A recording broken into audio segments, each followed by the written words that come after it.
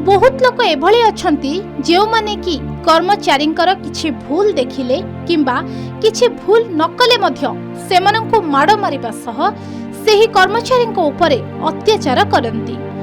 केही केही तो जीवन मध्य नेबाकू पछ घुंचा दियंती नाही। तेबे दर्शक बंधु, आमे आज आपनकु एमिति एक खबर विषय जणाइबो जहा आपण केबे भाबी नथिबे। सतरे एमिति किए कोन करि पारे? हां आज्ञा, जणे कर्मचारी विलंबरे आसिले बोली उपरिस्थ कर्मचारी ततला फुटुथिबा गरम पानी को कर्मचारी ऊपर को ढाली देइछंती, जहा फलरे कर्मचारी शरीर पोड़ी जाइछि। तेबे आसंत सुनि नबा गुरुतर अवस्था रे थिबा अग्निशम कर्मचारी कोन कहउछंती। बुलिया पे जाइनि छेड़े गेट पार को पळेला से ढाल देले पानी। के ढालले? नूतन बोली सर। हां, नूतन बोली हाबिलदार सर। कोथि पे ढालले? मिटी देदी आसिनी सर, से ढाल देले सर। आगरू ये घटना घटी ना कौन? नहीं, एटा सर फास्ट ऑफिस रे ढालले। एई ढाल देले बैग गरम पानी कोठु ढालले? तांग निज गैस बसई सर। ए दृश्य हेउछि मयूरभंज जिला बांगिरीपसी स्थित अग्निशम कार्यालय। एठारे घटिछि एही अघटन। सूचना अनुसार बांगिरीपसी अग्निशम कार्यालय रे कार्यरत अग्निशम कर्मचारी हेउछंती दुष्मंत कुमार देहुरी। गत रविवार विलंबित समय रे कार्यालय रे पहुंचिथिले।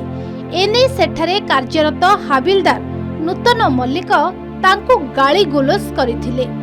एथिरे तांको राग शांत होई नथिला।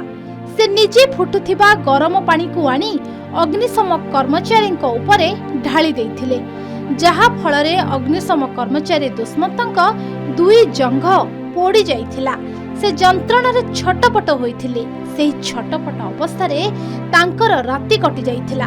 एहा परे सकाळ समय रे दुष्मंतक साथी कर्मचारी माने तांको गुरुतर अवस्था रे उद्धार करी बांगिरीपसी गोष्ठी स्वास्थ्य केंद्र को आनिथिले।